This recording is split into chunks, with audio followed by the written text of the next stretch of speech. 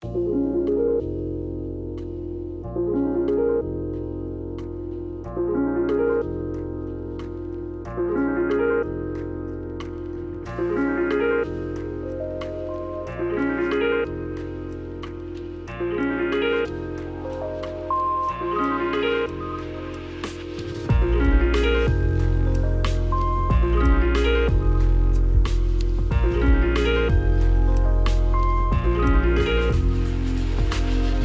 friends and welcome to episode 68 of the Noclip podcast. We got a full house today unless Canadian internet has anything to do with it.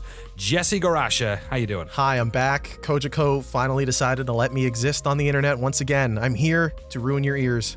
We did have to get him to turn off his webcam because he did start turning into Terminator. So you rather elegantly edited yourself out of all of last week's podcast, which was quite impressive considering... It's like I was never there. Yeah, it was really weird because I was like, I think I talked to Jesse. Did I not introduce Jesse at the top? No, you totally did. I'm that good.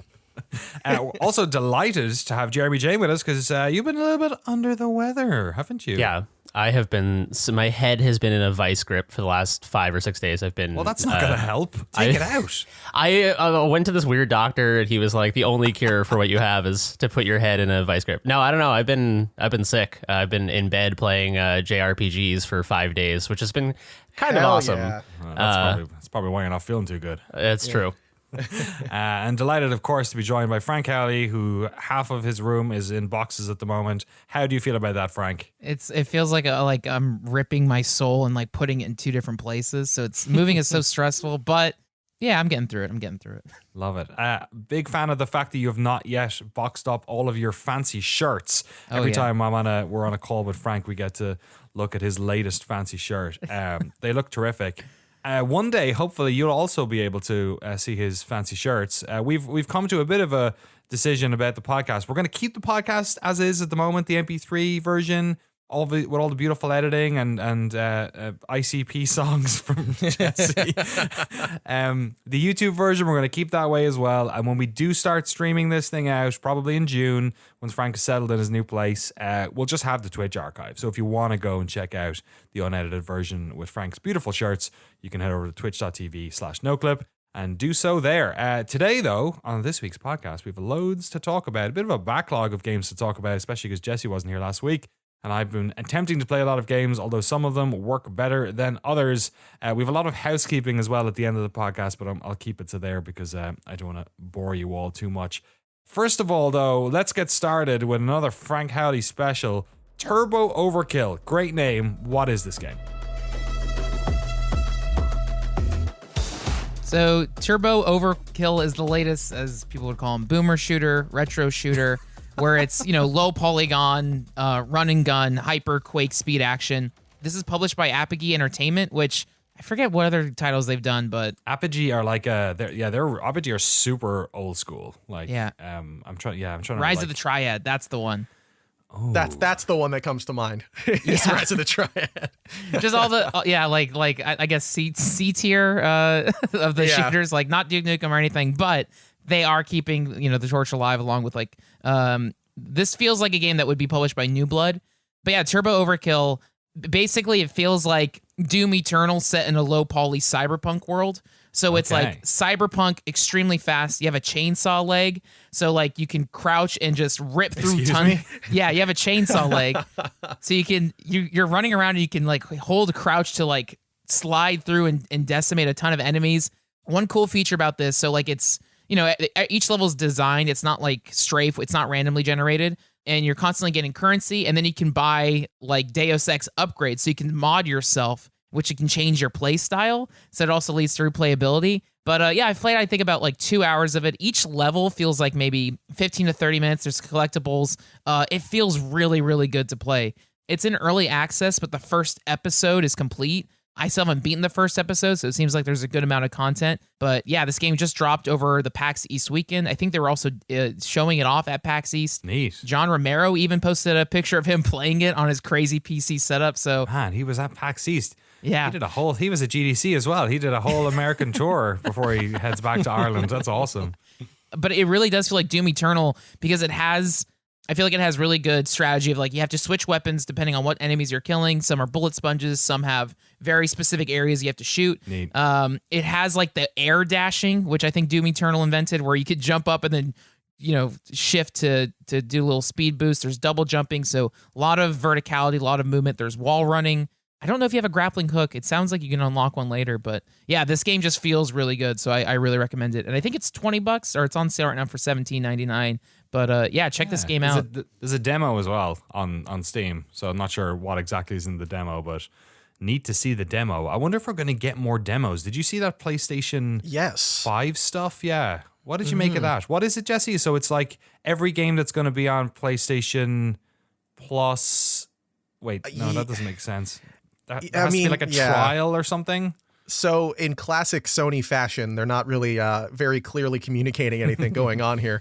You're right to say that it's confusing because it is. It seems like any game that is included with PlayStation Plus that costs more than $34.99 will require a 2-hour demo. They've clarified something today where they're doing it on their end. It's not the developer has to do it on theirs. Okay. Yeah. So it'll be a timer basically at that stage. Exactly. It'll just like turn you off after. I feel like that's happened before. I'm trying to remember. I feel like I played a game on a PlayStation that had a timer, that there was some multiplayer beta or something that had like a weird timer on it. And I cannot remember what it was. But yeah, I guess that's neat. I guess there was some scuttlebutt on Twitter because people were like, haha, take that, PC players. And PC players were like, we already have that. It's called Steam refunding. Which I did my first one. I did my first ever refund. Oh no, why? This week I did. Have any of you ever done the refund on Steam? Yeah, super easy. Absolutely. God, I feel guilt. I won't do it if it's a small developer. I won't do it even if the game is broken. I'll be like, you know what? That's the tip jar. Exactly. But I have my friends and I refer to it as saves coming, even though it's that's awesome. Yeah, it's you're reloading before you bought the game. Right. Yeah. Is it so easy that you would would you use it as a way of testing out a game, of seeing if you liked a game? Is it that easy? Because I had weird like anxiety around pressing the button. Oh yeah, no, it is an unconditional, as long as you haven't owned it more than 2 weeks or haven't played it more than 2 hours. No questions asked. Yeah, that seems reasonable. The crazy one to me with GOG is like, because with GOG they have the same kind of thing where you can do the refunds, but GOG's DRM free, so you can just like get the game. Maybe move it off of that drive and then refund it. I would not recommend that, but there's so much don't give a fuck energy at GOG. I love it. They're just chaotic. Go check out our documentary on GOG over on youtube.com/Noclip video. On modern systems. To many people, GOG.com is just another place to buy games. But today we're going to uncover the incredible work that these people do behind the scenes. Their never-ending mission to bring good old games back from the dead. GOG, they do not go by good old games anymore since they stopped putting old games on it. Frank, you ever done a refund? Yeah, I tried. I forget the title. There's a game on PS Vita, PS4, and then Steam where it's like an anime game where you shoot anime girls. I bought it on a Steam sale in like 2017, and then like 6 months ago, I was like, you know what? I want to try this game out. It did not boot at all, and I was like, all right, I'm gonna try to issue a refund for it. And because I bought the game like 7 years ago, they were like, nope. And I was like, damn it. Well. So yeah, I did the same thing. I bought 1 million games for one of the documentaries that I edited for Noclip. I just bought 1 million games, and then I like months later, they all had like 25 minutes played, because some of them were games I had played on other platforms and stuff. And I was like, I could return all these, and I didn't realize it has like a 2-week limit. So I was like, damn, I just own all these now. I also, one interesting thing about the refund policy on Steam is that there's been a lot of discussion amongst indie devs about people who make shorter games. Oh, yeah. Because if you make a game that isn't 2 hours long, you either need to like add artificial filler to make the person play long enough so that they can't return it, or you just need to have like a good faith kind of implicit agreement that people won't return it. So David Smansky, who made Iron Lung and Dusk, we talked about Iron Lung last week, was posting about it, and people were asking, other devs were asking him about the refund rate, because Iron Lung is it's like an hour to beat. It took me 47 minutes to beat it. I mean, I think there's probably a not Jeremy's insignificant. a speedrunner. Yeah, I speed run one of the slowest games you could play. But so people were asking him about the refund rate, because you would think a lot of people would play it and be like, oh, that was cool, and then get their $6 back.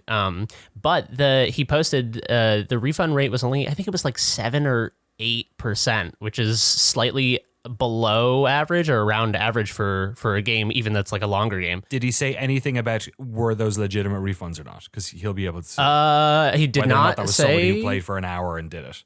I would imagine all of them are under. I mean, they're all under 2 hours, obviously, because they have to be for that. But I imagine some of them. He didn't specify if some of them were like 5 minutes versus like an hour or whatever. But either way, I mean, that's cool to know, just because it's proof positive that you can make a shorter game and people won't just immediately take advantage of that. Yeah, I think it's like the piracy stuff where we sometimes have an inflated idea of how bad that is, because an exploit exists. The only learnings that I have at all are to do with running the Patreon, and Patreon might be different. Patreon's probably closer to an indie dev than it is a AAA dev in terms of that sort of like psychological, the tip jar thing that you mentioned, Jeremy.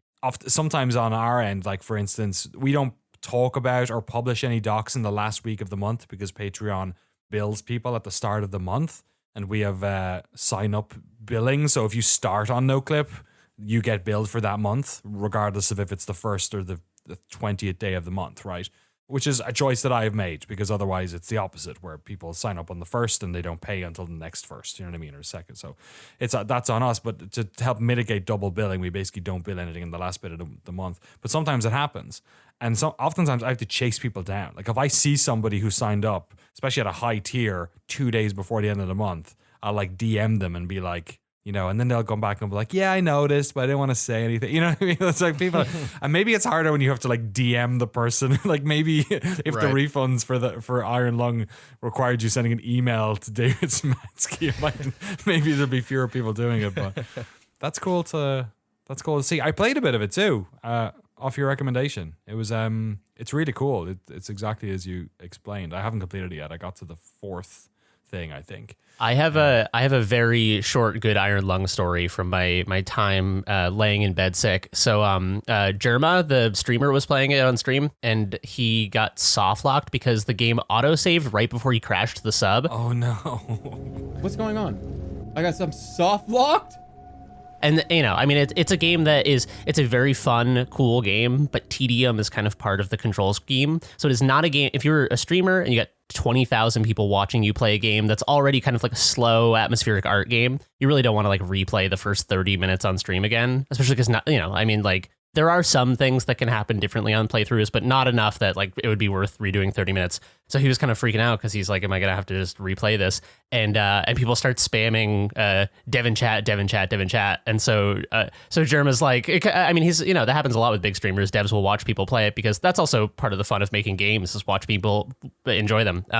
And so David Szymanski starts tweeting out, with no context or like no like, hey, I'm responding to a streamer, just goes, tell Jerma I have the answer, like these these cryptic tweets that like no one would understand unless they were watching the stream. Wait, what? There's a tweet?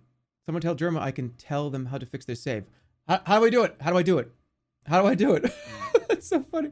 And so it starts a conversation between Jerma talking to the camera and David tweeting the solution. And so the solution was, it is a coordinate-based game. It's like an XY grid. And so David Szymanski starts tweeting out how to go into the like text version of the save file and alter some of the numbers that are in the save file so that he can fix the soft lock. Open the save folder in the install and open the progress file. Find the data block called fake_sub and change the coordinates to something safe that I'm trying to figure out. What? Oh, wow. So he loads in a different spot then. Exactly. Because it would load him in at a position where he was about to crash into the wall a millisecond later. And so he starts tweeting it out, but it's like a bomb defusal because it's happening in real time. There's 20,000 people watching. That's awesome. And so he's like, change X to this, change Y to this, and then immediately tweets, wait, no, not Y, never change Y, don't touch Y ever, change Z, because in Unity, Y is up and down, and X and Z are the flat axes. Oh, funny. But in the game, it only deals with 2 axes on the map, so it labels them as X and Y. But Unity reads the Y coordinate as Z. But it was funny because he was just immediately like tweeting out like bomb defusal instructions. That's really and cool. Cut the red wire. No, blue wire. Blue wire. Still never touch the red wire. He's writing, try 560, 330. No. Z 330. Oh, beg, leave me alone. I beg you, I forgot how to do math. Somebody replied and said, are you defusing a fucking bomb? But it was funny because it's like it ended up being almost more interesting than if the stream had just gone perfectly, because it created this sort of like weird like step away from the game into real world. It was like an unintentional ARG for Iron Lung. Wow. That's really cool. Yeah, man, that's the energy I want to capture in Developer Breakdown, our new show coming to Noclip crew. I'm editing the Tunic episode at the moment, and Andrew Scholdice sent us a bunch of like early Tunic footage, including the one thing I wanted, and we only have about 5 seconds of it, but we do have 5 seconds of it going from his crazy isometric camera to more of a free camera, and it's like fucking seeing through the Matrix. It's like whoa, it just looks like a kind of a cheapy like 3D platformer. Like if you do that, if you like just go to free cam, it looks so less interesting. And obviously like the gameplay of the game is built around it and stuff, but it's like really cool. So Can't wait to see that. Yeah, it's neat. It's pretty. I should share it with us before we. That's not going to be up for a couple of weeks. Dan is working on. Dan Serviceton, our graphics dude, is working on a bunch of cool graphics for that. So it'll be up later in May. But anyway, sorry. Onto the refund stuff. Postal 4, no regerts. Excuse me? That's the name of the game. No, it's Postal, not. Yeah. It is. No regerts. Postal 4. Yeah. Oh my. Okay. No regerts. No regerts. You get it? You get it? I bet they have a regert, which is launching the game. I have buyer's regert. Although I got my refund. So like, I have to come clean on this. Okay. And I don't feel amazing about it, but I love Postal 2.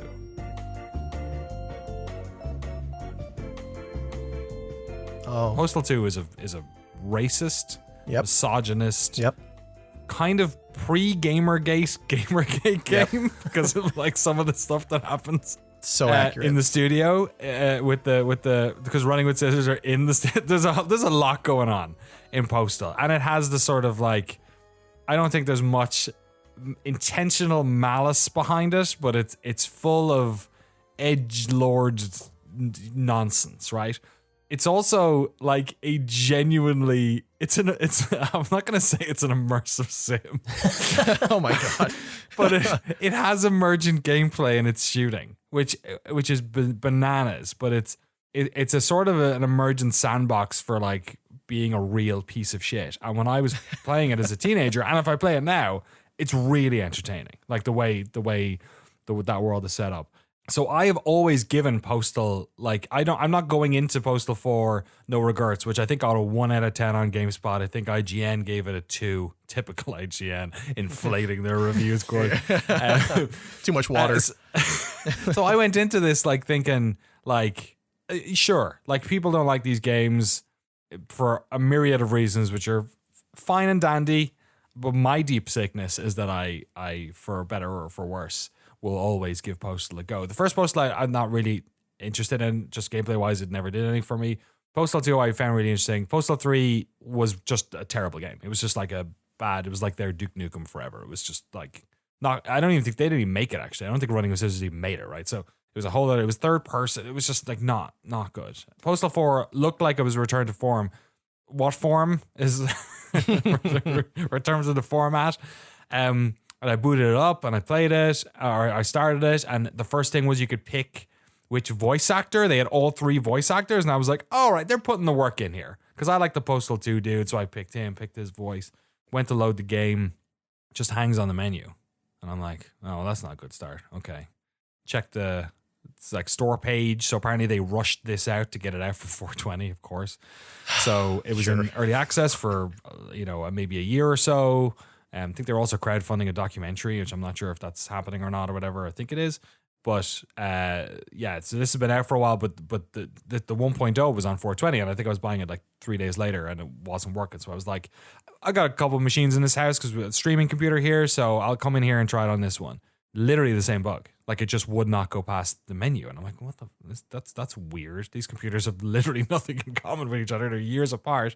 Different graphics card, like one's got RTX, one doesn't. One's got Intel, one's got AMD. Like, one had an SSD, one I was running off. So I was like, I don't know what's going on here. So they had a couple of patches or hotfix patches that came out, but they were the awful type of patch where it was a 60 megabyte download, but to patch it, it was like basically replacing 30 gigs worth of information. So even the patches weren't optimized. They were basically just like changing way too much. So the download would take 2 minutes and then the patch would take 90. And they released and it's on an SSD, and they released like 4 of these. So it got to the point where the patch notes started apologizing for the patches and saying that we're going to stop doing hotfixes and put out weekly ones because apparently on some people's computers it's taking forever. And I was looking at Discord and Reddit, and people were all saying, like, a lot of people were saying like it took like 90 minutes to patch this game. What is going on? And I gave it I tried. I was genuinely excited to play Postal 4, no regrets.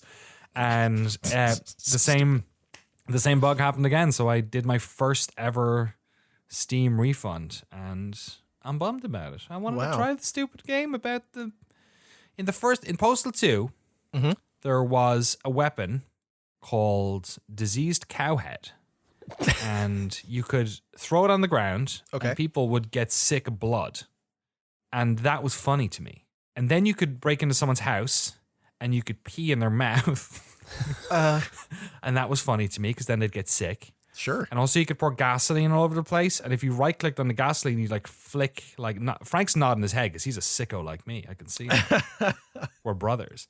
And you could flick the fire, and it would it would just set people on fire really bad, and they'd scream.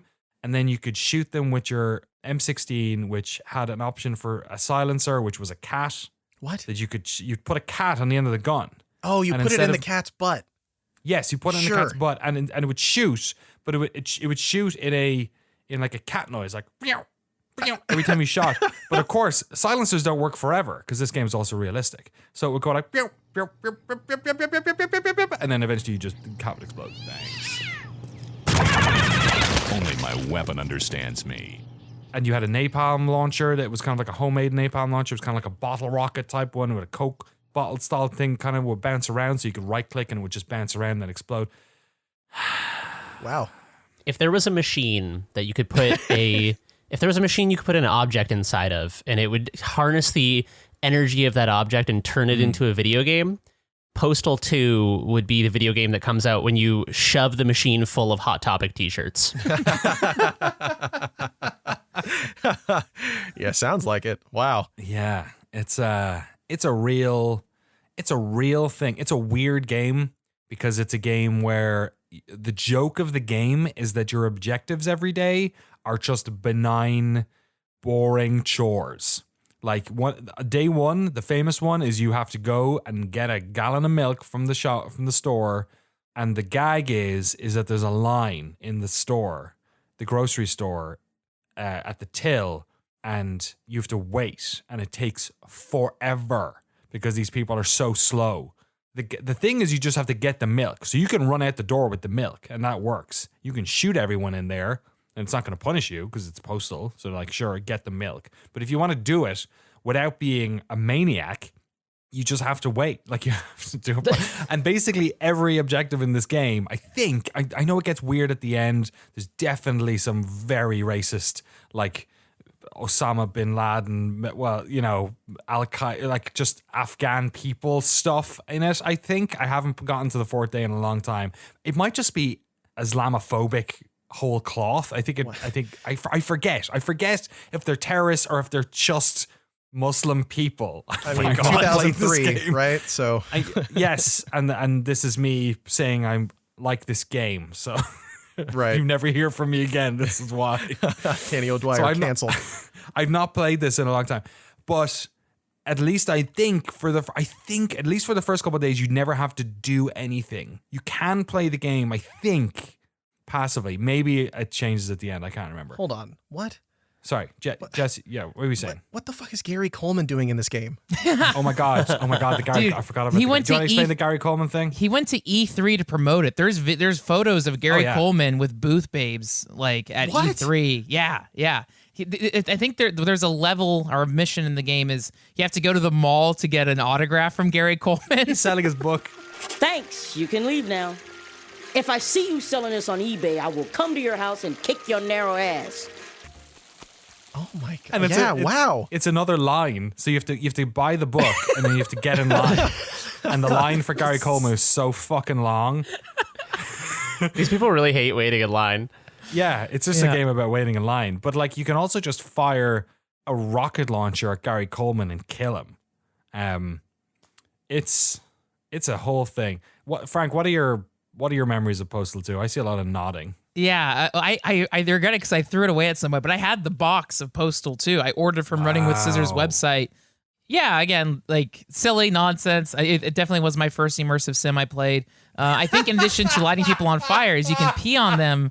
You can pee on them to douse the flames. You can, yeah. Yeah. So it's not all bad. Yeah. And then one thing I do appreciate is like there's Running with Scissors, like the studio, and I think there's protesters at the studio, and I think the protesters aren't there. Yeah. There's protesters at the studio trying to protest Running with Scissors.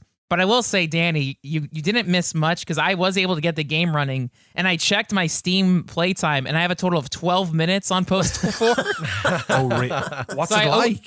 So I opened the game. It's not optimized. It didn't run well. Very choppy. So I tried lowering the resolution and graphics and stuff. It still ran kind of crappy. But I was able to pee on 2 ladies. I was able to decapitate 2 people with a shovel. I forgot about that. That was fun. There was a dog running around, so I peed on it. I was curious, like, can you kill the dog? I don't think you can. So it isn't like totally like bad. It's like, okay, cool. Like, you made a good choice. You could kill the dogs. That's my favorite novelty Twitter account is "Can you kill the dog?" It's yeah, or maybe I think I made the choice. Like, I don't want to kill the dog. I don't want to know. I think that's what it is. I didn't want to find out. Am I misremembering? But I think if you hit people's heads off with the shovel in Postal 2, the dog would use it as a fetch toy. It would like grab it and run away. Oh my god! I'm pretty sure it did that. I'm telling you, man. Yeah, it's immersive sim. Let's get Harvey Smith on. Because there's the dog in the opening area, so maybe the dog does that. I only played a little bit. I didn't poke around too much, and then I got to like the town, and you have to get a job, and I was like, this. I think my thought was I'm gonna wait for 1.0 to come out because I think I played it right before 1.0. I played it April 18th, so I didn't play the 1.0 release. Yeah, by the sounds of things, it ain't quite there yet. So I got him before, but I'm down to check it out again at some point. But Postal 4, I don't know. I adore, I guess, like that 1999 Attitude Era, that juvenile South Park humor where it's like, let's just do everything, and like it's so lame that it's awesome. I kind of adore it. I think where you lose people is sometimes I can't tell if the vibe at the studio is them like really taking this serious. You know what I mean? Like if it's them being like, yeah, we're an edgy game, and like I have no idea. I've never talked to anyone Running with Scissors. That's the kind of vibe that I get. Maybe I don't know if it's earned or not, but like I think it was a fun game to play because it was kind of like a dumb. Is it bad? I don't know if it was a bad game when it came out. I don't think it was. I think it was like a completely competent first-person game. But it was also like super unique. You know, there weren't that many games where you could kick in someone's door and when they're shouting at you, pee on their television. Sure, I can only imagine why. It borders Saints Row, where Saints Row is actually like great, well made, super fun. But even the first Saints Row is kind of in this line of like, this is trashy. There's game types called like Smack the Hoe or whatever. It's all dumb stuff like that. Like forgot about that. Yeah. But also the first Saints Row, if you go back and play it now, is like also weirdly like straight. Like it's not. Very pulled back. Yeah. It's like it actually is kind of trying to be Grand Theft Auto. Like and cool and yeah. When did Dildo Sword show up? Was that 3? Three. Yeah. I think. Yeah. Might have been yeah, I think it was 3. Do you know they sent actual dildo swords? There's a Yeah. picture of me on the internet of me wielding the dildo sword. I've tried to find it. I can't find it anywhere, but it used to be online at the GameSpot UK office. It was huge. It was like Wow. it was a 4-foot purple dildo on the end of a sword. Sure. Whoa. Or whatever you call the handle of a sword. Scabbard. hilt? I don't know what hilt. The Yeah. shaft. I don't know. Yeah. The shaft. Yeah, that makes more sense. The Yeah. balls of you hold the balls of the sword. and then- This has been a fun. We should have done this next week. yeah, it's gonna be hard to not tag this one as explicit on iTunes. Every week I don't. And, anyway, Postal 4, no regrets. Play it at your own risk. The only other game, well, I have a couple of games here actually. Let me quickly get Vampire Hunter out of the way because I hadn't played this and I was excited to play it because Dennis was talking about it and everyone was playing it like a couple of weeks ago or a couple of months ago when it came out. Vampire Hunter. Is it Vampire Hunter? Survivors? They were Survivors. Survivors? Sorry, Vampire Survivors. Sorry.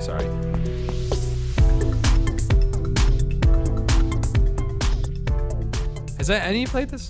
I have you heard not. this? You played I've seen. No, Jay. No, I've seen a bunch of people playing it. It looks cool. I just I haven't given it a shot. It's a real like progress hero type of game or like cookie clicker type of game where you're not doing all that much, but you're doing enough and it's different every time enough and it's very satisfying. It's a kind of pixel arty, like almost, I wouldn't say top down, but like sort of like Streets of Rage. But imagine Streets of Rage, but the streets are the whole screen. Like you're just walking around like a massive area. And there's just swarms of zombies walking towards you at all times. They're not like ambling around really. Like I think they're all the time seemingly coming towards you. And basically you kill zombies. You don't shoot. It's not like a twin stick shooter. You're just in control of your character's movement. And they are automatically firing with like, depending on which class you start, maybe it's like dude who's got like a sword who just like cuts in front of his character where he's facing, cut. Or maybe it's a lady with a wand and she fires at the closest zombie or whatever. And after you kill a couple of them, you collect some of this, I don't know, zombie sauce, like some sort of magic stuff, and you use it to get an upgrade. And maybe that upgrade is, maybe for the wand lady, the upgrade is another projectile comes out of your wand. Or maybe it's the swipe that the sword guy had. Or maybe it's a bunch of King James Bibles that fly around you and hit the zombies. Or maybe it's an axe that you throw in the sky that kills the zombies. Or maybe it's lightning bolts from the sky. And every time you do this, you level up. And every time you level up, the requirement of zombies you need to harvest from goes up, but also the damage you do goes up. And, 5 or 10 minutes into this game, you are just mowing down like hordes. Like it's absurd. Like the screen is just completely full with these things. You are trying not to die. You only have one life in this game. And you're basically just like going like the eye of a needle through these massive hordes of zombies while they all fall apart and their essence drops on the floor and you collect it. And it's just, so it just becomes like this ridiculous like visual melange of dead zombies and you and all your powers going off.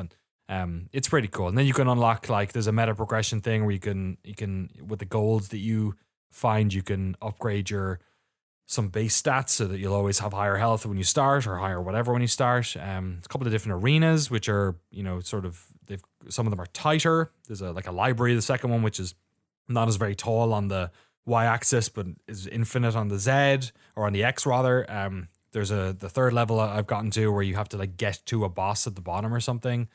But it's cool. Yeah, you're literally just like WSA&D'ing your way. I was going to say, you're not triggering the attacks ever. It's like a passive bullet hell. Yeah, exactly. Yeah, so they're on timers. So the only control you have is like whenever the upgrades pop up, and the upgrades, they'll just give you 3 and they're kind of random each time you leveled up, and you pick one of them. So the only control you have is that like some of them are, you're basically leveling up the powers, and some of them are cooldowns, or some of them are, now you have 4 of them instead of 3, or some of them are damage modifiers or stuff like that. So you have control over the powers, but it's their actual like attack is passive. That's interesting. That like school of game design philosophy interests me, where it's because intuitively, as like a person who is not a professional game designer, there's an unconscious assumption, I think, that adding more player agency is always a good thing and less player agency is always a bad thing. But I see a lot of clever, especially indie games, leaning in the direction of like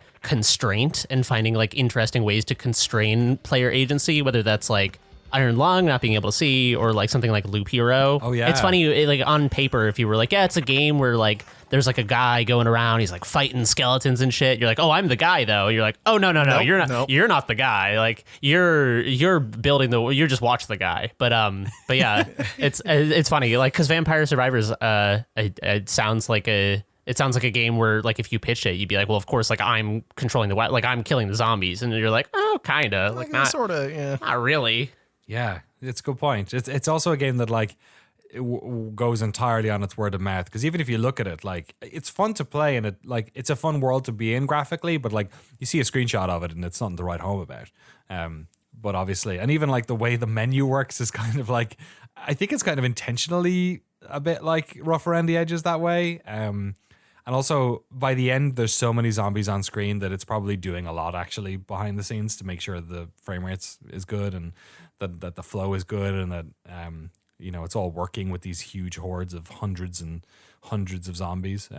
Yeah, I check it out. It's cheap, too. It's like £5 or something. I think it's $2.99.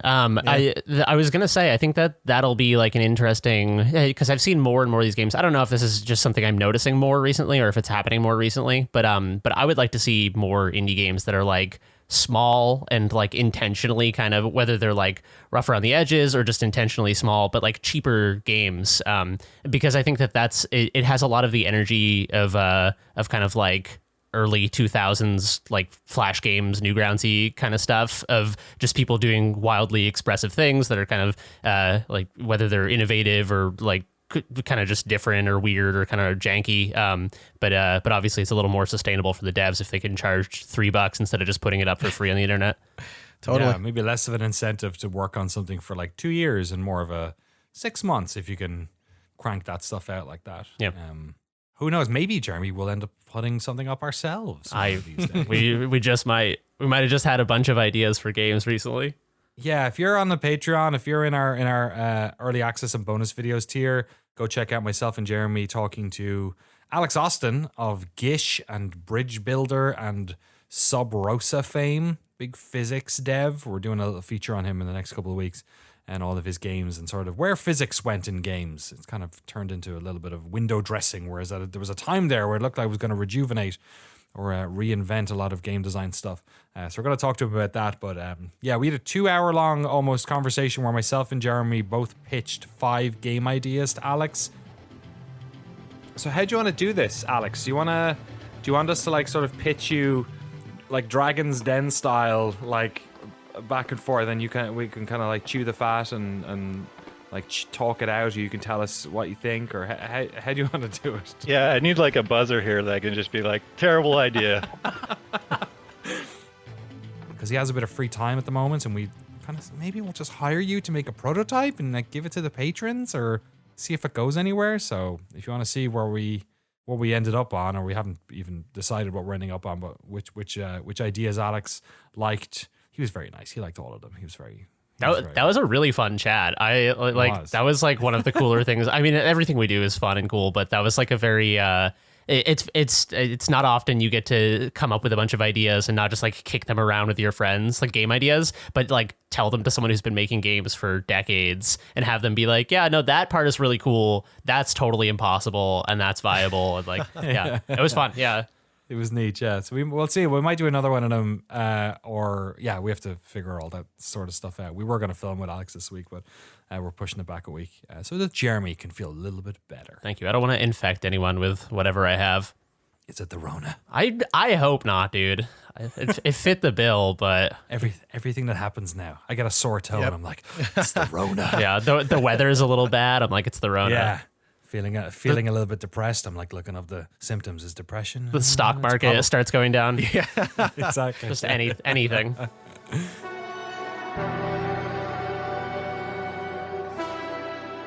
Jesse, tell us about Dying Light 2. I've been waiting to hear about Dying Light 2.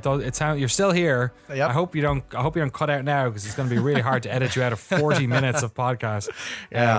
Yeah, what's the story? Have you completed it? I have. I've been on this journey now for the last week or two where I've realized I started a bunch of games over the last couple months and then dropped them after a week because something else cool came out.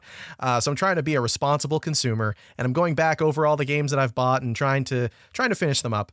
Dying Light 2 was at the top of my list. I really enjoyed my time with it. It's nice to go back to it. Turns out, kind of drops the ball on the way to the end, which is a bit of a shame. Not to knock the game, but I kind of get the disparity between reviews when it launched, because there was this like there tends to be a pretty wide gap, I think, with open world games in general, but with this one, it seemed like there were two camps. There were the groups of people that finished the game really quickly and like got through all the story stuff and just did not like it. And there's the group that spent their time, did the side stuff, really enjoyed the quests that were going on there, like me, and had a lot of fun with it and found the good in it. But this time when I came back to it, I was in that former camp where I was trying to rush through it just to finish it, to get to the end. That story, the pacing is weird. Like, it just, quests come at you really quickly and you gotta move on from them.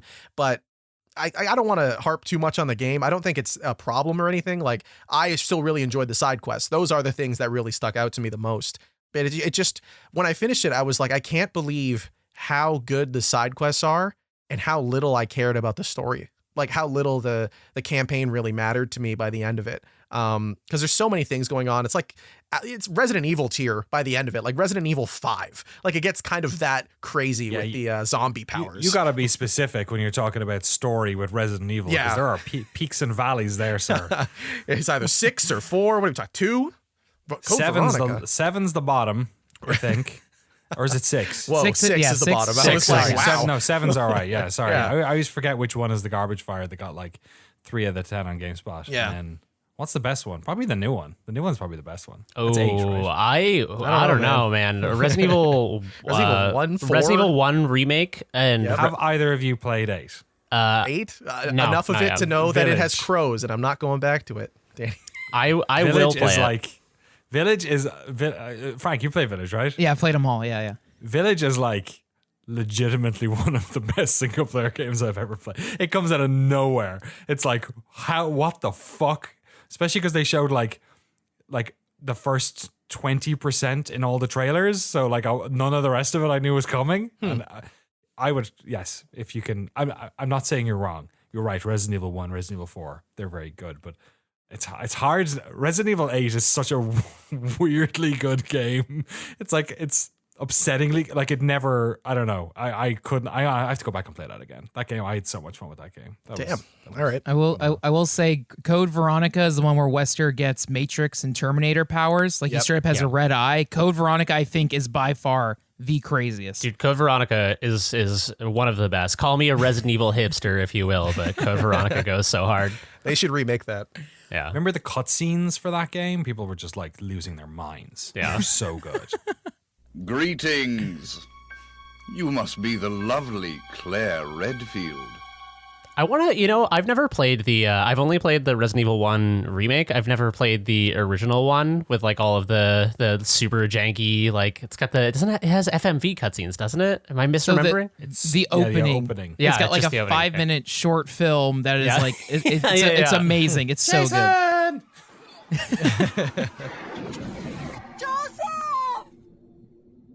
I've seen like the clips from it, but I've never actually played it. That'd be a fun. Maybe I'll do that on the Noclip Twitch channel or something. Play the original Resident Evil.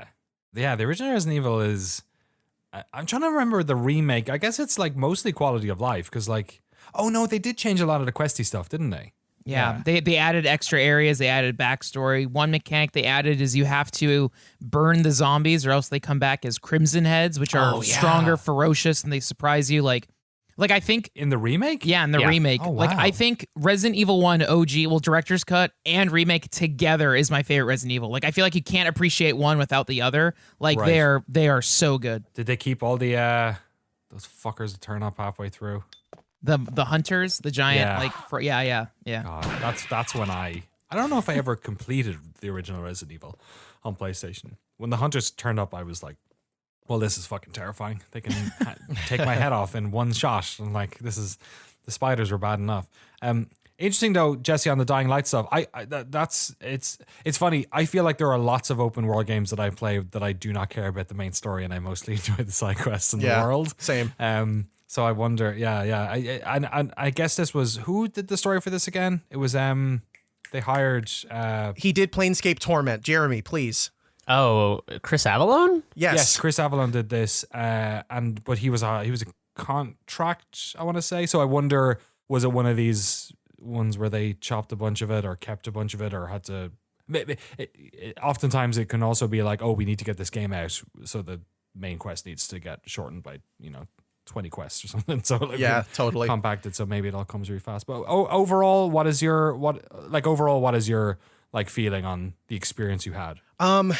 Yeah, I think overall, I still really enjoyed it. Like, even when it kind of started to fall apart for me and it kind of rushed to the end, I still found myself thinking really fondly on a lot of the side quests in the early part of the game, the first 2/3 of the game, really. Even the stuff that was still showing up close to the end was really good. Like, there's one in particular, and it's just such an inconsequential thing, but it's a side quest where this woman is just singing, I think it's an Irish folk song.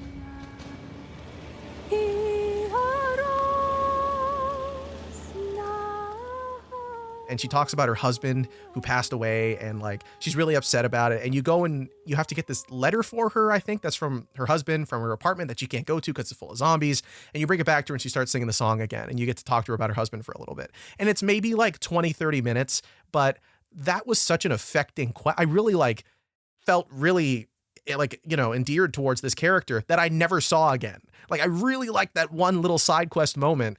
And I can remember that so vividly, but if you ask me anything that happens in the plot at any point, I couldn't remember a single character name. I'm so sorry. They tried their best to do it though. No worries. But overall, like, would you play it again? Like the main quest stuff notwithstanding? I mean, yeah, totally. I would play it again because the choices and the decisions that you get to make seem to vary so broadly, especially at the start of the game, that there is some reason to go back and see what happened. And they just did a New Game Plus update. I think it came out today as we're recording this. So you can go through with all your power-ups again and see your choices. Nice one. Yeah. Speaking of choices and big stories, is it Persona 5 you're playing at the moment, Jeremy? Yeah.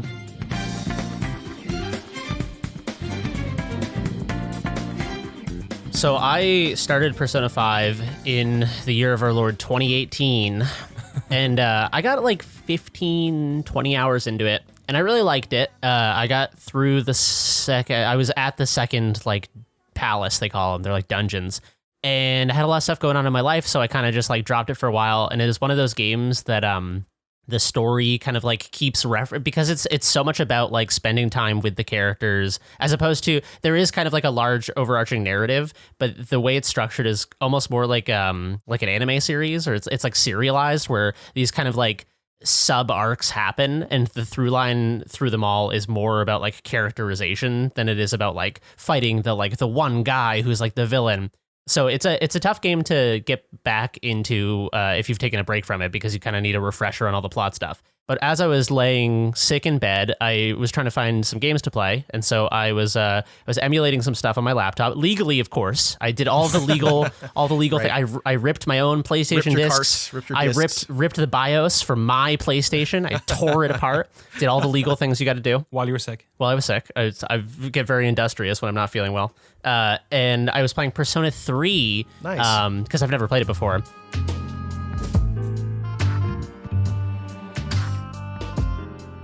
And I was really enjoying it. So I was, if you talk to people who love Persona games, they'll basically say like, you should play the old ones, but at this point in time, 5 is the one you should play, just because it's kind of like the culmination of all of the like style and like design cleverness and storytelling. All these things kind of like culminate in 5. So I went back to it, and I spent like another 15, 20 hours with it, and I'm getting really into it. I'm really enjoying it a lot, and I think part of the switch that flipped in my head that's made me enjoy it more is, I think that the story structure of that game And like the gameplay loop is more reminiscent of like a visual novel than it is kind of like a traditional Western RPG. And I think that my there's like a thing my brain tries to do on some games where it'll either like the best experiences I have are when I'm totally open to just feeling out what a game is for the game, like just seeing what it is and enjoying it on its own terms. And then there's another type of thing where I'm kind of like skeptical and I'm like, oh, is this going to be like this game, or does this game do this thing like this other game? And I think approaching Persona 5 the first time, I was kind of like not critiquing, but I was like wanting it to be something other than what it was. And I think this time around, I'm just appreciating it as like this super long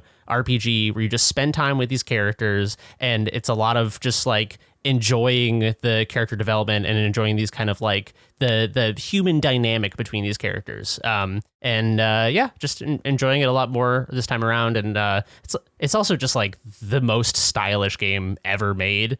It's crazy how much of, because a lot of it is just like reading and spending time kind of like in cutscenes almost, and just kind of like enjoying these things play out.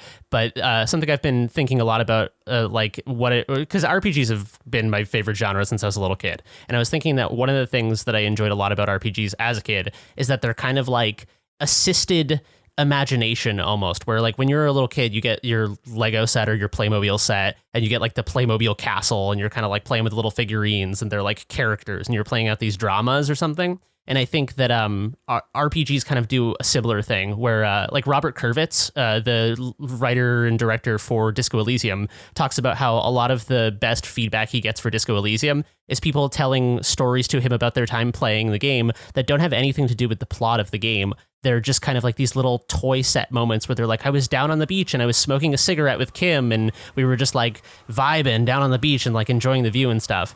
And I think that's like an interesting role for games to play, is just kind of like a hyper interactive toy set or something. So I've been enjoying Persona kind of on that level, where it's just this like super elaborate kind of like Playmobil version of Tokyo that has its own kind of narrative going or something. Nice. Is this your, we talked, I think it was last week or the week before, about Better Call Saul and Breaking Bad being my sick games in case anything, if I break my leg or something like this. Would you have played this had you not gotten sick? Was this your sick game? Yeah, I think it just like, it's hard for me to sit down, and I think there's something very non-committal about the way that I interact with media. Like if I sit down at my PC, there is like a feeling of unconscious security knowing that I can boot out at any moment and do something else on my computer, as opposed to sitting down in front of my PlayStation and TV feels like such a commitment to that one activity. So yeah, I think I needed to be it's like sent to bed to enjoy this or something. But then once the ball is rolling, it's easier to kind of just like get back. Like now I just want to go play Persona 5. But I think you need someone to like do what Kathy Bates did to the author in Misery, and just like make you bedridden so you can enjoy Persona. We all need our Kathy Bates. I like that. They just cheated us. This isn't fair. He didn't get out of the cock-a-doodie car. One game that I started playing yesterday, which I don't have all that much to say about, so I'll get it out of the way, is Dune Spice Wars. What? The Spice Melange. The spice must flow. Like Dune the movie, book, series? Yeah. Have you never played a Doom game, Jesse? You're showing your age here. Dune? No, you know what? I gotta admit, I haven't. The first, isn't the RTS that preceded StarCraft a Dune RTS? It's the Dune 2 was a PC game, which was the first ever real-time strategy game. You're right. Before Age of Empires, before Command and Conquer. Affirmative. Warning, enemy unit approaching from the west. Acknowledged. Wow. Dune 2, it was very rudimentary. Go back and play it now at your peril if you want to make more than one unit at a time, or control with like right clicks. I don't even think they had that in it. You could play as House Odos, House Atreides, or House Harkonnen in Dune, the original Dune 2. The original Dune game was actually like a side-scrolling story type thing. It was Dune 2, then they were like, we gotta fucking mix this up. Let's invent a genre. And there was another Dune game that came out maybe 10, 12 years ago where they tried to do it again, like real-time strategy-wise. But this is kind of back in that, but it's a bit more civilization. So I'm not a big 4X guy or like strategy-wise, I very much stick to the real-time stuff like Age of Empires and Command and Conquer and StarCraft more than, Civ or those ones where there's more kind of going on behind the scenes and upgrading is really important and diplomacy and all that type of stuff. And this is kind of leaning more towards that. You're still like controlling groups of units, like rangers or people and stuff like that, but like it's more like land grabbing and having diplomacy with the various other factions that are there. In this one, it's the houses are it's Atreides and Harkonnen, and then it's like I don't know if this is House Odos or not because I have never read Dune, but they're called like not bandits but something like that. And then the Fremen are actually a playable race in this, whereas in like Dune 2 they were just like cannon fodder you'd run into out on the fucking spice fields and you just fucking shot them. But you're harvesting spice. Shai Hulud is turning up and Sandworm gobbling all your shit. It kind of does lean into a bit of the, the music has some like singing in the menu, and you're like, okay, you guys watched the movie. It's not. I only rewatched Dune like 2 nights ago. My wife, she hadn't seen it, and I have the 4K Blu-ray, so I was like, fucking set me up in front of this, please.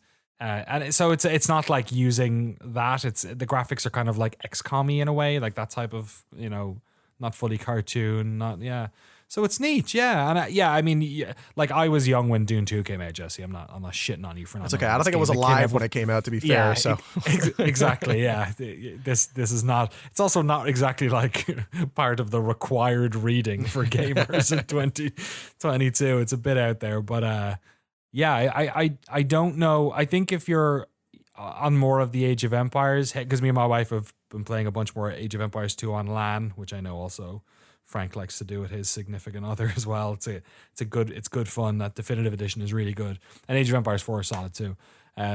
This is more in a world that I'm not so used to. So I'm getting into it, but it's a bit more technical than I'm used to. It's early access as well. Just came out of early access. All runs well and it's very polished. I think the production on it's good. The tutorials could maybe be a little bit better. But it is it's got a good effect when the sandworm comes up. You can tell Shai Hulud is there because the fucking sand starts to do and you're like, get your fucking people out of there and get your harvester picked up and all that sort of stuff. So looks very detailed, very pretty. Yeah, it's really nice to look at. Very menu-y as well. I'm not sure if some of the screenshots you can see some of that. There's a lot of like putting money into your agents so you can send an agent to a Fremen town or find out where they've gone or that type of stuff. Lots of I guess I the setup of it, I think, is that I played Atreides just because I figured that would be the most baseline one. There is like a debt of Solaris that you have to send to the Imperium every whatever month or 28 space days or whatever the fuck it is. So you are harvesting spice and basically you have to pay your tax to the Imperium every month, or if you don't, there'll be debt on it or whatever. But I suspect, like in Dune 2, the original RTS, you will run into the other houses, and that's where a lot of the combat happens. There are settlements on the planet, but they're not like Fremen, I don't think. I think maybe you find Fremen later on, but like Fremen obviously live underground or whatever in the lore of Dune, but there are towns. But I forget what word they called them. Like maybe that's the bandits or something. But they're just kind of like nobody people that you go and you kill the army that's there, and then you basically go there and there's a button that I had with Atreides to like convert the town, which is basically just like, I don't know, propaganda or something. It's like it takes 15 days for it to happen. So I was like kind of fast forwarding and I was like, I want this to do, but I think you're supposed to spend more time in the menus when all that shit's going on. I couldn't tell. Anyway, I'm getting used to it. Dune Spice Wars, interesting. Nice. Kyle MacLachlan show up at all, or no Sting, no. Come on, no. Emaciated, tanned Sting. To those who stand against the righteous. The righteous. There is a Harkonnen among you.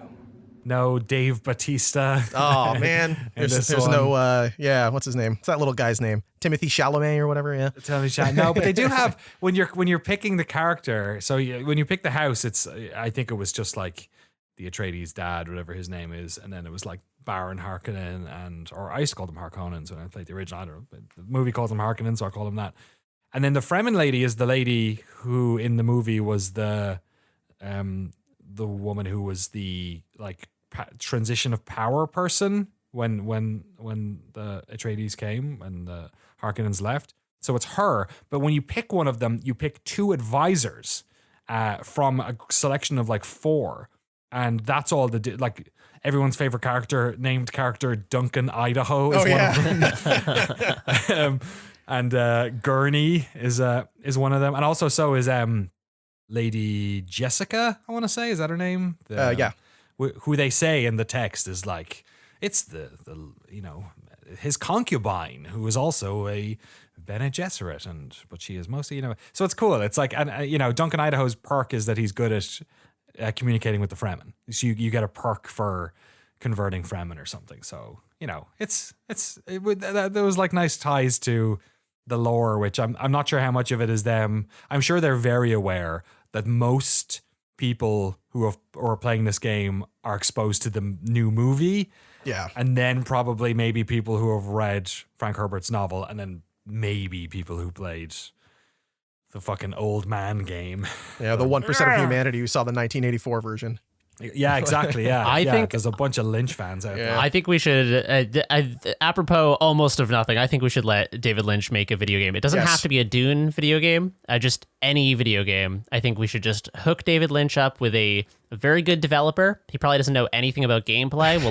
We'll let them handle that side of it, but just let him do his like searching for the big fish kind of process and like just meditate on what the game wants to be, and then just make like a scary game about like maybe like a kind of Mulholland Drive, you're at the diner kind of like indie horror game, but you're just trying to go back out to the dumpster and meet the scary lady in the trash. Maybe it's a game where you keep waking up and it's always Friday. Yeah, hell yeah. And you're just checking the weather. That's it. Let him make something fun. Let's get a David Lynch Donkey Kong. Why not? Yeah. Let's see what happens. It's just a game about blasting SIGs and checking the weather. It's a beautiful 73 degrees here in sunny Los Angeles. It's Friday. Can you believe it? Wow. That was good. That was really good. Pretty good. Yeah. Well done, You go Frank. outside and the map keeps zooming out, and then you realize you're just on Laura Dern. Yeah. The world is just it's like the camera goes in the back down. of his head, or the back of her head rather. So you're playing Laura Dern, but it does the GoldenEye 64. Sounds thing. awesome. Man, yeah, make that happen. Let's get Jodorowsky to make one as well while we're at it. Oh, that would be awesome. Pile them all out. It'll never get finished. It'll be in development hell for 20 years. I started reading some of Jodorowsky's comics, some of the comics that he collaborated with Mobius on. Oh, really? I did not know he did those. Yeah, they are insane. Neat. Like, I can't remember the name of this one. This was like a month ago, but one of my favorite bits was it was like this kind of like dystopian future sci-fi civilization, and it was like hyper class stratified, and so the rich people would have these parties where they would just do like a ton of drugs. And they would like sacrifice poor people for entertainment by like throwing them into a pit and like shooting at them or something. And one of the best panels that was like kind of encapsulates the dark humor of this was it was like a bunch of rich people rather standing on like a balcony watching a poor person on fire falling to their death, and they're all like cheering, and the poor person's little like word bubble says like, just let me die in peace, but it's very kind of like it's very it's comical, but it was so over the top. God, I think it's is that the Inkle? The Inkle? Yeah. That's it. Thank you. Yeah, that's not a word that's stuck in my head from reading it. But you can pick up a hardcover version on Amazon now for $250. Honestly, kind of a deal. The Mobius stuff, I guess one of the issues with it is that it's mostly like not in English, right? There's not much like English stuff for Mobius, right? I think a lot of it has been translated. Has it? Okay. Yeah, Mobius as well worked on like it's just art. I feel like, God, I should have looked this up before. I didn't know we were going to talk about Mobius. I feel like he worked He was involved in the production of some video game. I wish I could tie this back to games. He came up in our Gen Z interview a bunch, actually, obviously, because she was, referencing him. But I think it was with regards to Pyre, actually. He's a big influence on a lot of game studios. I feel like when we were, I might be misremembering, but I feel like when we were at Arcane Leon, they had some Mobius books on the bookshelf. Oh, right. Yeah, man. Good stuff. And I think the last one we have here is one of your backlog. Is that right, Jesse? Oh yes, we're going back again. I'm playing games like it's 6 months ago. It's great. Marvel's Guardians of the Galaxy. Gardeners of the Galaxy? What? No, Rocket. So I let Groot fill out the paperwork.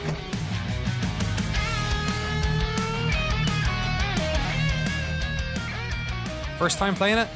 So I played it, for a little bit in December, whenever the hell it came out last year.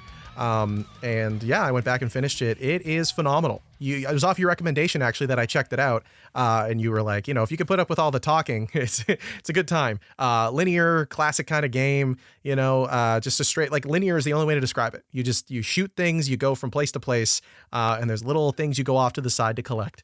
But the story is phenomenal. The set pieces are really cool. The plot is really well done. I think a lot of people looked at it and they went, oh, this is not my Guardians, # not my Guardians. This is, where's my real Drax? Dave Bautista back again. We can't get rid of Dave Bautista. Are you serious? I've mastered the ability of standing so incredibly still that I've become invisible to the eye. Watch. But yeah, I'm really endeared to these characters. I really love the direction they went. It's so it's just so good. There's just so much to it that I would love to see, what is it, Eidos? Yeah, Eidos Montreal have another go at it and get to make a second game, because it never happening. Nope. Yeah, they don't get to do that a lot. They get to make one or two cool games in the same franchise, and then they're like, Square Enix is like, you've had enough. Yeah. What did you like about it? Tell us some of the stuff that you enjoyed. Yeah. So I mean, like I'm saying with the set piece stuff, there's so many moments in that game where for 10 or 15 minutes, you're doing this really well choreographed sequence of fun things. Like earlier on, there's this bit where you're flying through in the spaceship, the Milano, and you're kind of flying through this asteroid field and trying to dodge stuff. And the way the characters interact is just so funny. They're yelling at Quill and Quill's yelling at other people. And it's the whole team of the Guardians of the Galaxy that you see in the movie. You got Rocket, you got Groot, Drax, Gamora, and Peter Quill, Star-Lord. And I think the thing that I just keep coming back to is how funny the interactions are and how much fun it is to hear the characters interacting with each other. The combat is very, very fast paced and kind of all over the place. You're constantly throwing out commands. So you're playing the position of it's sort of like Mass Effect, where you can tell your characters what to do. You can tell Groot, I want you to, wrap these guys up in your branches, or Gamora, start slicing these guys. That element of it's really fun, but there's this dialogue system that plays out while you're in the combat, where if you do some cool interaction with Drax will comment on that and be like, good job, warrior. And you're like, thanks, Drax. It's just cute. It's just very a bunch of friends from work that hate each other, but are really good friends and are kind of always there for each other.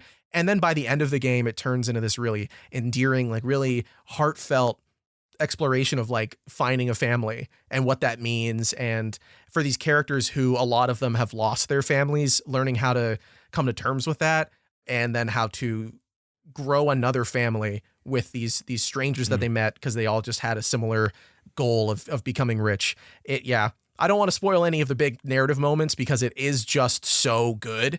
But there's one moment with Drax where he kind of explains his what happened to his family to Star-Lord, who had never really talked to him about it.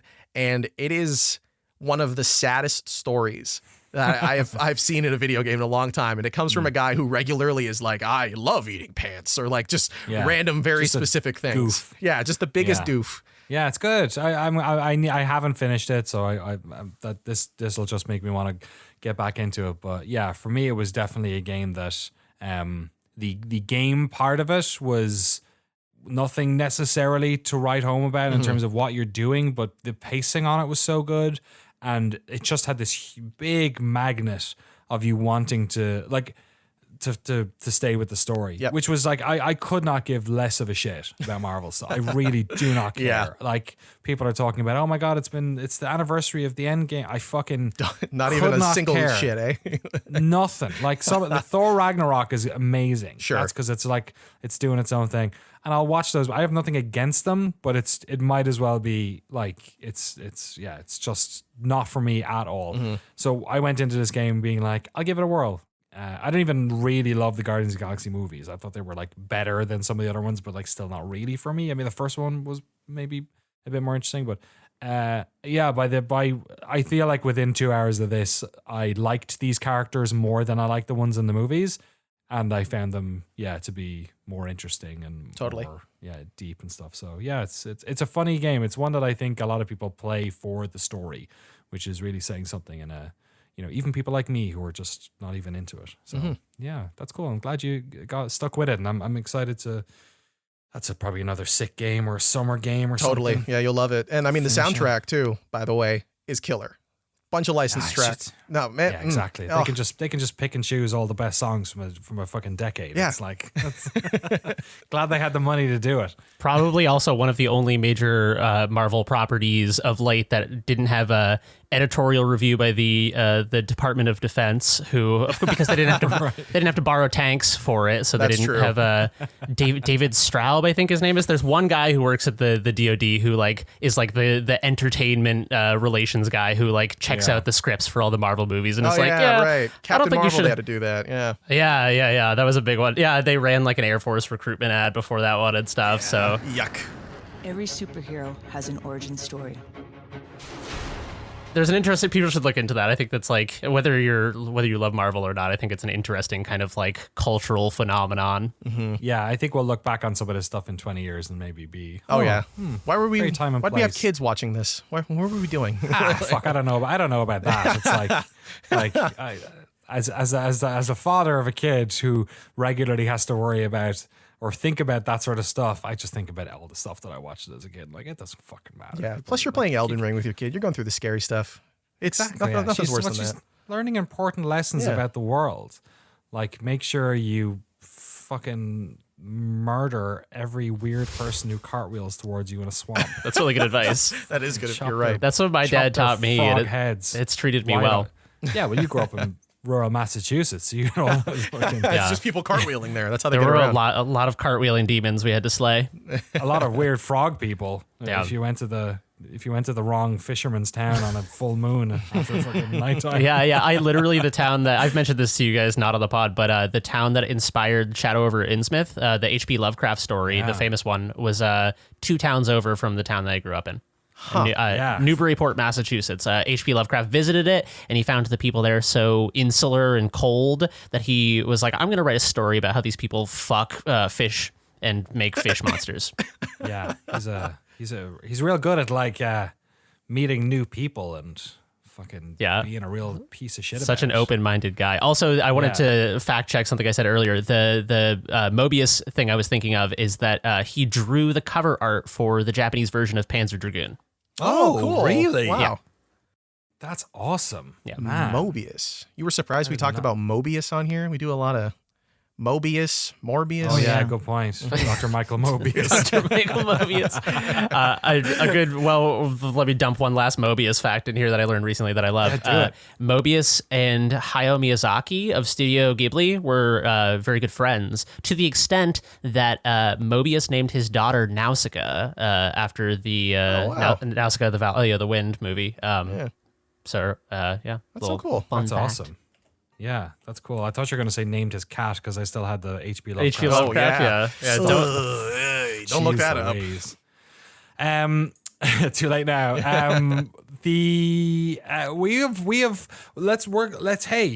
There's a lot of stuff happening here on Noclip. I'm going to do a little bit of housekeeping now. There's a lot of cool shit happening. Thanks for listening to this podcast. This podcast has been doing really well. We've been like growing in audience over the past couple of months. It's a lot of fun to do. I think I definitely enjoy checking in with the lads and chewing the fat and talking about stuff. And we're kind of leaning into it, not just on the podcast, but also on Noclips. Just general community stuff. I think the crew channel is allowing us to be out there a lot more and do more stuff and do more videos that are kind of current, which is really exciting. I think doing more of our Twitch stuff is also going to be super interesting. And obviously the podcast seems to be doing well and people seem to be vibing with it. So that's really cool. So we're going to start doing a little bit more of that. One of the things I was going to talk about in the housekeeping as well was sending in emails. So we're going to start like getting questions from people on the Discord every week so we can use those ones. But also, if you're not a member of our community on Patreon, feel free to email us, podcast@noclip.video. And we got an email yesterday, our first email since we restarted the show. I didn't even ask for the emails, so I'm just going to read out the email. Oh, cool. We got an email. This is and exciting. If you would like... So, yeah, I know. It's this thing we can do now on podcasts where people send us electronic mails and we can read them out if they're not shit. Electronic letters. I know. It's amazing. Yeah. It comes into my digital inbox tray. So this one is from Asmund Anderson, who says, love listening to you guys talk about Black Mesa and Half-Life, but did any of you play the demo, Half-Life Uplink, a short single story campaign? If you did, what did you think of the game? And what do you think of that type of demo? A small standalone game instead of playing a small part of a full game. And that's from Asmund in Norway. Anyone play Half-Life Uplink? Of course. I've never even heard of it. Of course, this guy fucking has. Mr. Half-Life over here. Because I'm a Half-Life sicko. Well, could you explain Half-Life Uplink? Yeah, so I got this on a demo disc from PC Gamer in, I want to say 19, it must have been 98, I guess. And it was before I played, was it before I played Half-Life? I completely forget. Or maybe my brother got this from he used to pull data down from Trinity College. From their their servers and just load zip disks full of random shit. But I'm pretty sure I got it on a cover disc. But it was basically a maybe hour-long chapter where you were just in an HEV suit. They didn't reference you at all. And you went into like a sort of a lab area and these scientists said, there's something going wrong. We need you to go downstairs to the thing to do the thing. And you take an elevator down and then it's mostly fights with Vortigaunts and Marines. And you go into the warehouse and you go outside and you do some stuff and then you go back up to the scientists and basically press a button. And I think it might thematically have had something to do with what was going on. It was referenced at Black Mesa somewhere there. But I have replayed and played this demo when I was a kid. I've not played it in like 15 years, probably, maybe longer. But I used to replay this over and over and over and over again and try different things and try grenades here and tried this. Because, I mean, that game was just like so novel and interesting for the time, and I was young and I never played first person shooters, but I don't know where you get it now. I don't know if it's like available anywhere on like some abandonware website or anything. Have any of you played what he was talking about though, the idea of like a demo that's not in the game? Because I feel like these used to be around more, you know, like you'd get, or you'd often get the one level demo, like the Tony Hawk demo, right, or something that would give you school or warehouse or whatever it was. Or, you know, I guess demos just don't really exist anymore. Yeah, unfortunately. Even the stuff that Jesse was talking about, you were saying like, you know, it'll just be a timer for the main game. Which is usually the least fun part is the first 2 hours or something. Right. So You're right. Modern games, whereas like this was Uplink was like, you know, it had the Marines in it. You don't fight the Marines in Half-Life for, you know, 3 chapters, I think, until you start seeing those guys. It's a surface tension. So, there's can you remember any other games that were like? I used to play the Eidos used to put out demo discs that were like collections of a bunch of demos. So I remember the only I've never played a Soul Reaver Legacy of Kain game. I've never played a Tomb Raider game. I don't know if either of those are video game sins, but both of them I have experienced through an Eidos demo disc. I think the one that I remember most was it had Tomb Raider, it had Soul Reaver, and it had Commandos, which was like, I played, it had one level of Commandos, and I played that one level so many fucking times that I think I, in another life, was a Commandos speedrunner. Consider it done. That's neat. I remember the demo. Do you remember what the demo disc for Tomb Raider was? Did it have the mansion in it? Oh God, I can't remember now. It's been so long. Man, I feel like this is one of people are screaming at us over there. I'm Googling Eidos demo disc. Podcast and noclip.video if you have any you can think of. one example that came up as I searched for it was Final 15 had the Platinum demo, which was its own standalone campaign, which I never played. Oh, wow. And I think you played as whatever the kid's name was, but like as a kid, and you're wandering around through a unique area. But yeah, none of that content's in the full game. So it's a little like 20-minute adventure. Yeah, and you can't get it anymore, which is frustrating. Yeah. Just like Uplink. The other thing that comes to mind is PT. Oh, yeah. Technically. Yeah. Yeah, for the game that never came out. And probably mechanically mightn't have even liked that at all. This does feel like a sort of a 90s thing, right? Like, totally, yeah. Like shareware was even the way in the past, right? Where they just gave you the first chapter of a game for free, like Quake and Doom and all those games were just like, hey, play the first quarter of the game. And then if you want to play this game, call this number or mail away a postal order to this address and we will send you the game in 2 weeks when we get it. Yeah, it's wild. I feel like there's a bunch I'm going to think of when I get off this. I found the Eidos Demo Disc Volume 4, 1997. It had Thief the Dark Project, Formula One Racing, Warzone 2100, cannot remember what that was. Final Fantasy VII, I wonder what the demo for Final Fantasy VII was like. I'll have to go back, because at that point I had definitely played 7, so I wouldn't have played the demo. It had Commandos, it had Gangsters, which did any of you guys play Gangsters? Oh, yeah. What is that?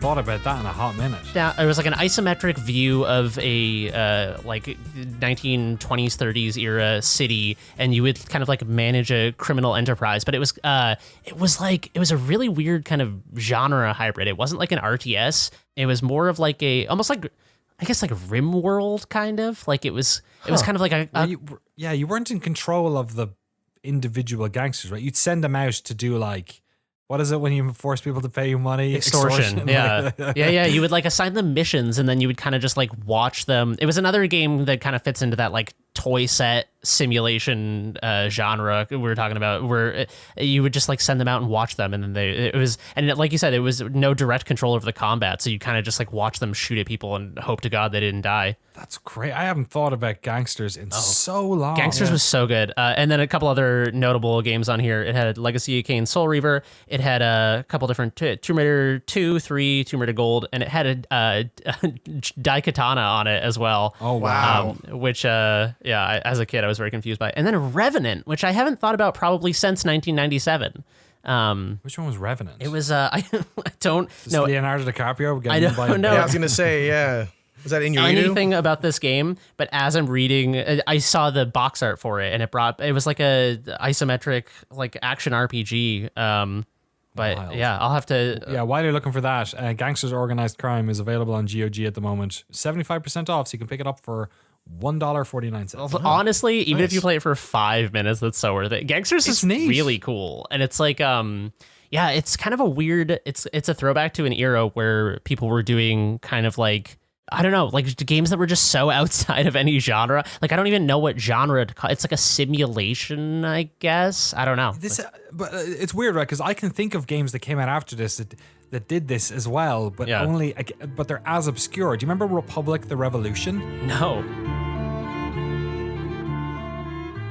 So Republic: The Revolution was like a communism simulator. We were like, awesome. It was like you were like creating propaganda and trying to get people to like join your revolution and stuff. But it was a similar kind of thing where you weren't like, you could hear a word called gangsters and think of like mafia, the mafia series really easily. But these were like games where you were just kind of, it wasn't even like looking at a map like SimCity, because Gangsters was like isometric, right? But Republic I think was 3D. But you were basically like, the city was there, but you were mostly in menus. You know, you could see the city and you were doing it, but you were watching people and stuff like that, and riots and things like. Or Gangsters, you could see them extorting people or doing a shootout or something, but like you weren't really in control of that. It was just more. It was like the only thing I can think of it's close to is like something like like soccer management games. Like Football Manager or Premier Championship Manager, where you're in control of the subs bench and all that, but what's happening on the pitch it's just happening. You're not in control of any of it. Yeah, that's interesting. It's a friend of mine and I often just do like game design chats where we'll just like throw around ideas for fun. And it's like, he doesn't do game dev or anything. We just both really like games. Is this me you're talking about? Or Alex Austin? Yeah, I'm subtweeting you. No, but we've talked a lot about that kind of like weird subgenre of games that are almost like an interactive ant farm where you're just, there are inputs into the game, but then things that happen on the game board are just kind of like you're just watching them unfold, and it's really interesting. I don't know, it's like video games picking up the mantle from toys, like where like there was this game I had as a kid that was a big magnetic football field that would like vibrate, and you would put all of the little like magnetic football players on it and put a little football in one of their hands and then just turn it on and it would make this god awful noise, and you would just like it would just and then you just watch them kind of like rumble around, and that's what we did for fun when I was a boy. We just we'd watch them put a bunch of plastic on a vibrating table and watch it. Yeah, like Dwarf Fortress, and you said RimWorld, right? Or are sort of part of this. But this just the idea. It's almost like the play of expectation, where you have an idea of what might happen, or at least you know the parameters of what might happen. But what does happen is still interesting because you learn something new from it. Just to add to my pile of cancel Danny, he's a sicko who plays weird games stuff. There was a game that I used to play a lot of, and I thought about it a lot when we were talking to Alex Austin, but I couldn't really think of a game that would work that wouldn't be just awful. Does anyone remember? I'm looking at you, Frank, because you're a sicko like me. Also, Jesse's camera isn't on, so I can't tell. Yeah. JFK Reloaded. Oh yeah. Oh, come on. Yeah. Okay. Yeah. Okay. Jesse too. Yeah. Unfortunately. Jeremy, do you want a career in politics, or did you also play this game? Neither, unfortunately. Okay. So it's a game where you basically play as Lee Harvey Oswald. The idea was that it was basically a game to see if the 4 shots were possible. I think it's 4, right?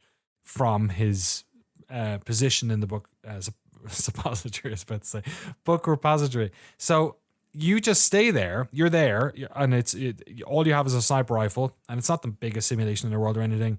And then the motorcade comes around the corner, and it continues, and if you don't do anything, it'll just drive out, right? And the AI in this game is so stupid, it's amazing.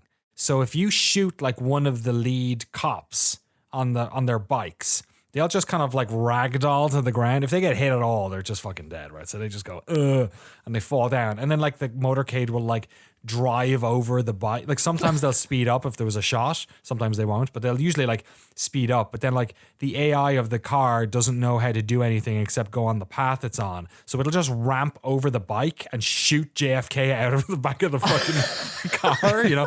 Or they'll bounce around like weirdos or whatever. Or like you can do, one of the funniest things to do is just shoot the driver or shoot somebody next to the driver. If you shoot the driver, he just slumps over and then puts his foot on the gas and the car will just drive across a field, hit like the fucking edge of the video game world, and poor JFK, Jackie O, and the Texas governor and his wife or whatever will just fly out of the fucking car into the crowd.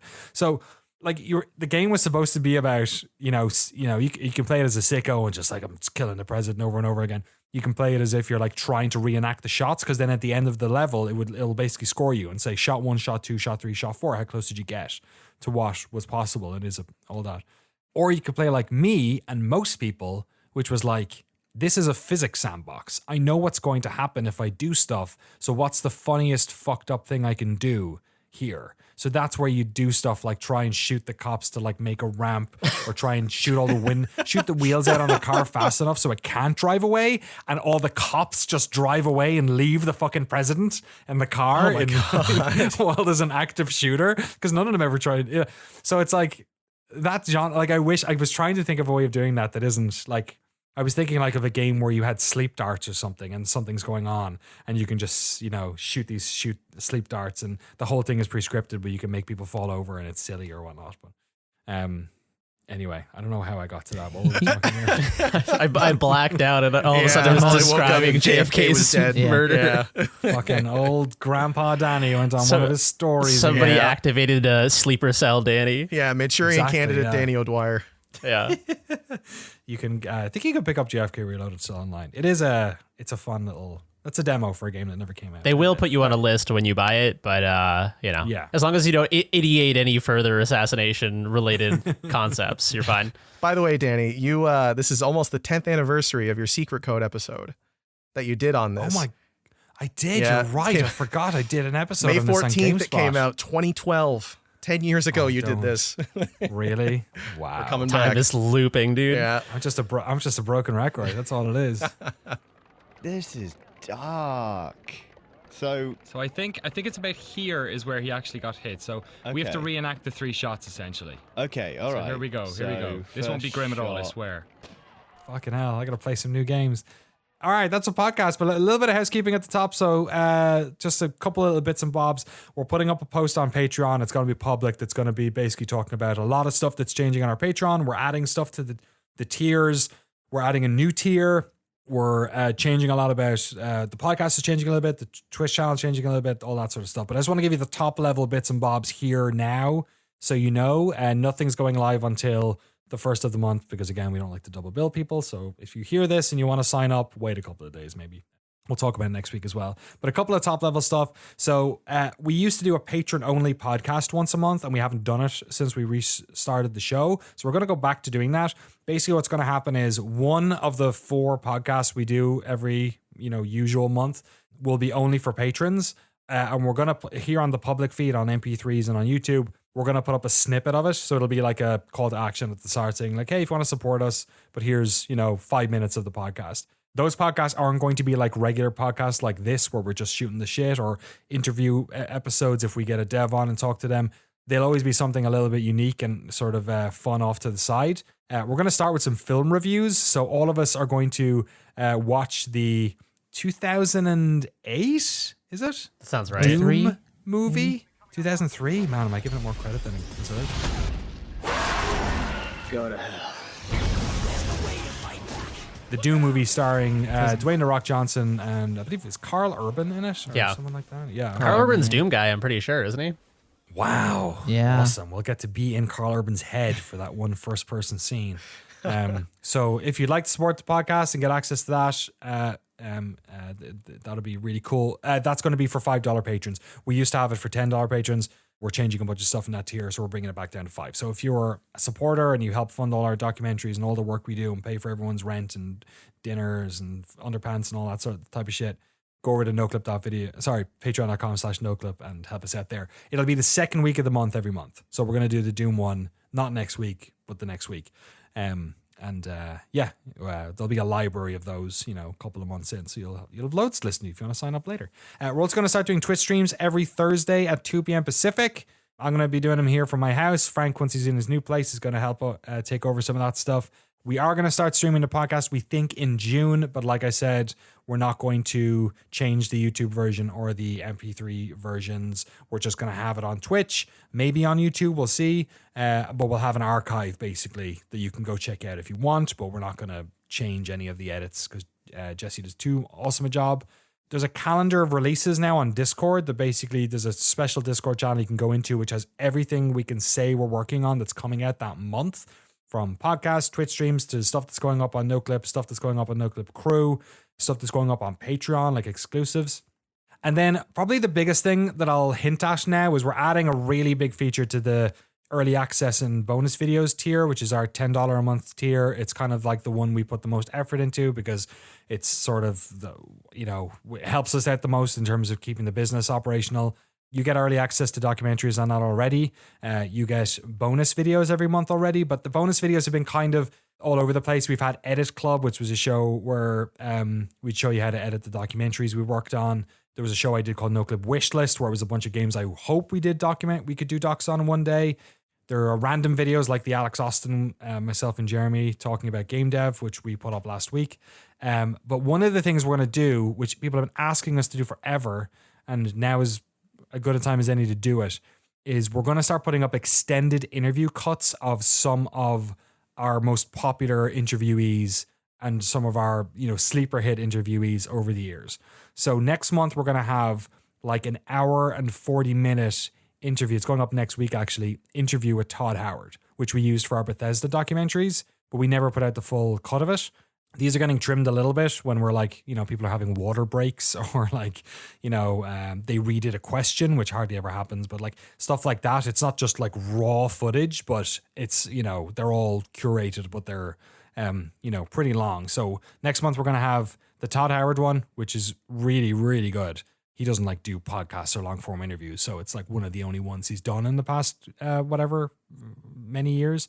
And we also have Gen Z from Supergiant Games talking about art direction on Bastion, Transistor, and Pyre as well, which is a super good interview. We have tons of these. We have ones on like all the Black Mesa level design stuff. We have like the music of Hitman. We have Greg Kasavin talking about all his design stuff at Supergiant. If you think of like the narrative and the Outer Worlds, like there's everything. Imagine we have so many of these, and we're going to start putting them up for $10 patrons and building a library basically on our Patreon of all these interviews. So if you're interested at all in the podcast, I know you like listening to people talk. This is a really good way of getting access to a bunch of super like exclusive and like interesting interviews with some of the best developers in the world, talking about their craft. And also hopefully you'll, help us truck along maybe for another couple of years. So all that stuff is going live and starting, and we're talking about it on Sunday, May 1st. And that's my diatribe for the day. The Ravenholm gameplay showcase is going up next week, and we pushed that a little bit week later because we want to put something up at the end of the month. And if you'd like to support the podcast, fund our documentaries, and get access to all of the bonus episodes and the official Discord and all that good stuff, head over to patreon.com/Noclip. And we're also doing a new tier called the Battle Pass, which is mostly Frank's idea. And if you want your name read out on this podcast and you have an absurd amount of money you're trying to get rid of, then that is the tier for you. So keep your eyes to our Patreon. On Sunday. All right. That's it. Jesse, yes. What are you playing the rest of the week? I'm playing the newly released, as we're recording this, the brand new Stanley Parable Ultra Deluxe. It's my go-to for the week, baby. I'm excited. What's new? What's new in it? You know what? They added a bunch of celebrity voice actors, and they've said so many goofy things that aren't true, obviously. Yeah, they have not said much about what's in it, other than, it's the new game. It's the comedy of Stanley Parable. That's how they joke about it. So I'm just excited to see what they've added. I have no clue. Neat. Okay, I'll check that out. Dave Bautista maybe is in it. Yeah, hopefully. Yeah. All right. Jeremy, what are you up to for the week apart from getting better? Oh, Lord. I'm going to play some more Persona 5. I am been tinkering, doing some more game dev stuff. I finally have grid-based pathfinding working. I have taken five stabs at different ways of doing it, and I'm very stubborn, so I tried to do it without referencing any materials, which was probably foolish, but it's working. My digital friends are coming to life. Cool. I love it. Fair play. And Frank Howley, what are you up to for the rest of the week? Unpacking, not the game, but in real life. And then my priest in World of Warcraft is level 21. I really like playing a priest because it's fun just running around and you see one person, I invite them and then I heal them. And it's like, it's so fun. Like when I played World of Warcraft as a 14-year-old, I was a troll. My friends and I were jerks. We would steal loot. We were terrible. I had so much fun though. Now I'm like, I'm washing my hands of the past. I'm like, oh, let me buff everyone who walks by, heal people. Morbius is just the best person on the server. I'm inviting people. More BS. Yeah, more BS. So like I'm having, and it's actually a pretty wholesome, good community. So it's Benediction Alliance on Burning Crusade. They announced the Lich King expansion's coming. So it's like, I love it. I love it. Wow. What a time to be alive. I'm going to play some more Spice World. Spice World. Yeah. Spice. I love the tagline for Dune. When they released Dune, they did all those ads that said "Spice up your life" on the poster. It was Timothée Chalamet. Yeah. Scary Spice, just like popping up like the toasty guy in Mortal Kombat. Yeah, hell yeah. Saying "Zig zig ah." Oh my God. What was the name? I'm gonna go play the Spice Girls PlayStation 1 game, Spice World. Yeah. Sorry, Lance, you can't come in here without an act. Can't wait to play that. God, I remember this video game. Fuck me. Anyway, I had some Spice Girls posters in my room when I was a kid. I'm not gonna lie. I would like to do. I have a proposal live on the air. I think we should use the Noclip Twitch channel occasionally to just play like weird, obscure, potentially bad old games. And like get whoever is available from the crew here, just get people to come hang out while one of us plays a game that might be a little janky. I think it'd be fun because like part of the fun of those games is like if you play them alone and you're not talking to anyone, you're like, what am I doing with my life? But if you're playing a bad, potentially broken game with some friends or something, it's like it's fun to joke about. I think that'd be a good time. Totally, yeah. It's this used to be a new thing. When back on GameSpot, we could do videos about obscure games, and it was like you'd be the first person to do it. But yesterday, Easy Allies, Isla tweeted me asking. She was asking if I'd like to do a documentary on Darkened Sky, which is the weird game with the Skittles license in it, which they paid for. They paid to put Skittles in their game. Wild. And she was asking if we do a doc on it. And I have a copy of Darkened Sky here because I was like, I need to see what this fucking game was like and if we do something on it. So I like jokingly sent a video back with it. But they were streaming it. And then someone else in the comments said, oh, I did a video essay all about that. And they thought it. So now these days it's like so hard to find the obscure game that nobody's done anything on. But I agree, Jeremy. We should do toss up Spice World or JFK Reloaded. Just it should be like potentially bad old broken games and also just like weird games we've never played. Like I started playing Suikoden 2 for the PlayStation the other day. Suikoden, is that how you say it? Yeah, is it? I've been learning Harkonnen. Harkonnen too. I've been learning Japanese on Duolingo, so I think my pronunciation might be okay here. The bird said it was good, so it had to be good. Yeah, exactly. I'm just watching Tokyo Vice and copying what he says. Nice. We are at Noclip Video, at Daniel Dwyer, at Garasha, at Frank Howley, at Jeremy B. Jane. Drop us a review or don't. Send us an email, podcast@noclip.video, or drop a question in the podcast questions Discord channel. We're done. Thank you for hanging out, and we will see you next month in May. Yeah, for 69. Episode 69. Yeah, fellatio party. Bye. What the fuck?